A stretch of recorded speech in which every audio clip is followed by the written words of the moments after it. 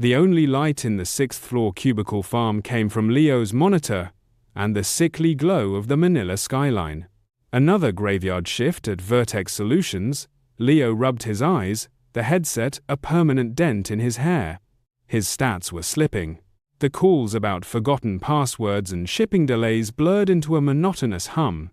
Then, at exactly 3:03 a.m., his direct office line, the old beige landline reserved for internal IT, rang. It was a harsh, jangling sound, alien amidst the VoIP softwares. Leo stared at it. No one used that line. He'd been told it was disconnected years ago. Cursing, he picked up. Vertex it, Leo speaking. The response was a torrent of static, like radio waves filtered through deep water. Then, a voice, garbled, gasping, and terrifyingly clear in its desperation. Tulong, Nalulunod ako, ang lamig. Help, I'm drowning, it's so cold. It was a young woman's voice, choked with liquid panic. Leo sat bolt upright. Ma'am, where are you? Call 911. Ilog, nasa ilog. Passage, ang dumi, nakakulong ako. The river, in the river. Passage, it's so dirty. I'm trapped. A wet, choking gurgle. Then the line went dead with a final, dripping plink. Leo's heart hammered. A prank. It had to be. Some new agent's sick joke. He reported it to his disinterested team lead, who shrugged, probably crossed wires. Old building. Forget it. But the next night, again at 3:03 a.m., the beige phone rang. This time, the voice was clearer, more frantic. Sino ka? Bakit kita naririnig? Natatanggal ng balat ko? May humihila sa akin pababa? Who are you? Why can I hear you? My skin is peeling. Something is pulling me down. Leo, against his better judgment, whispered, What's your name? A pause, filled with the sound of bubbling water. Eleanor Reyes. 1998. Tulong mo ako.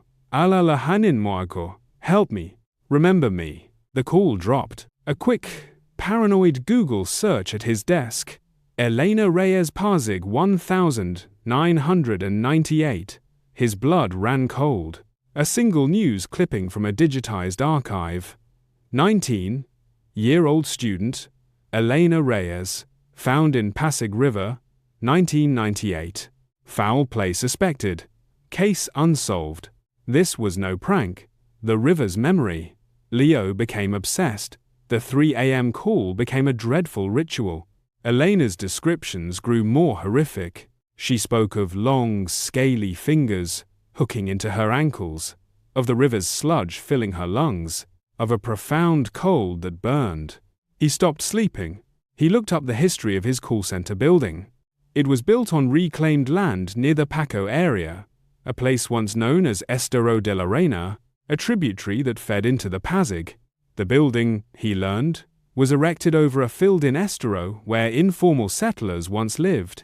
He ventured to the National Library on his day off. An old librarian, seeing his haunted look, asked what he sought.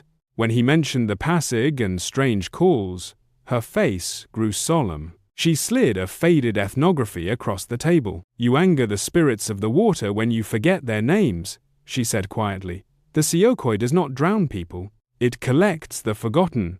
It makes them part of the river's ecosystem. The book described the Siyokoy, a vengeful, humanoid creature with green, scaly skin, webbed feet and hands, and a mouth full of sharp teeth.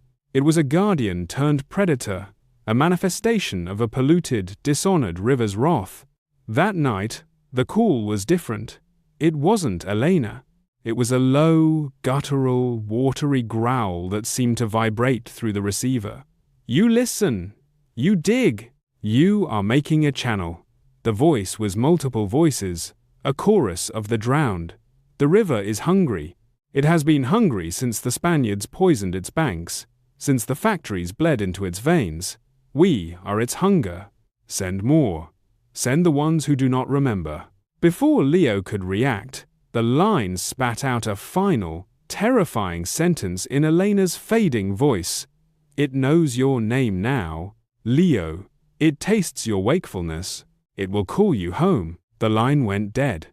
And then, the ceiling vent above Leo's cubicle dripped. A single dark drop of foul-smelling briny water hit his keyboard. The bargain. Leo was unraveling. He smelled of river, mud, and fear. His performance crashed. His supervisor, Marlon, called him into a glass-walled meeting room. "Leo, you look like hell. You missed 3 escalations. What's going on? Drugs? Gambling?" On impulse, Leo told him. "Everything. The calls, Elena, the Siyokoy." Marlon listened, his expression shifting from concern to cold contempt. He leaned forward. "Let me give you some real horror, Leo. This building's land is cheap for a reason. The previous owner had incidents, workers hearing cries, tools going missing, a janitor who swore the basement flooded with salt water. We don't talk about it. The company has a protocol." "Protocol?" Leo whispered. "We ignore it," Marlon said flatly. "The calls are a psychic echo in old wiring, a mass hallucination from stress. You are a logic processor in a human suit, Leo. Process the calls and move on. Or," he added, his voice dropping, "you will be processed out." That night, Leo didn't wait for the call. At 3 a.m., he picked up the beige phone. To his shock, he heard the dial tone. He punched in a random number. It rang. A sleepy voice answered. "Hello?" It was working. He had a direct, haunted line to the outside world. And in a flash of desperate, misguided inspiration, Leo saw a way out. What if he could redirect the call? What if the river's hunger could be satisfied elsewhere? The next night, when the watery growl returned, Leo spoke, his voice trembling but clear. "You want to be remembered? I'll make a bargain. I'll give you a name, someone who has truly forgotten this river, someone who profits from forgetting. Leave me and Elena alone." The silence on the line was deep, expectant. "A name," the chorus hissed. Leo swallowed his guilt and whispered, "Marlon, my supervisor, the redirect." For 2 days nothing happened. No calls. Marlon was his usual abrasive self. Leo almost convinced himself he'd imagined it all. On the 3rd evening, as Marlon was working late, the power in his executive office flickered. His state-of-the-art VoIP phone and cell phone simultaneously died. The only light came from the old, decorative brass telephone on his shelf, a relic he never used. It rang. Marlon, annoyed, picked it up. "Hello?"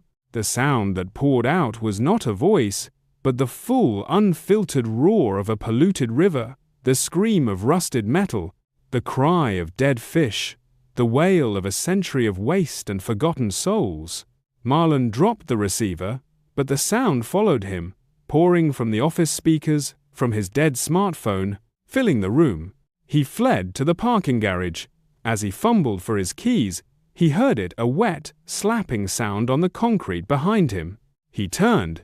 A trail of foul water led from a storm drain to the shadow beneath his car. From the darkness, a pair of luminescent, yellow eyes opened.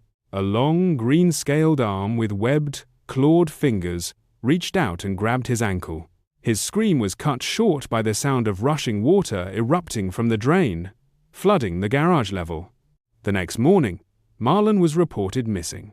His car was found in the garage, flooded with rank, brackish water, his expensive leather shoes left neatly by the driver's door.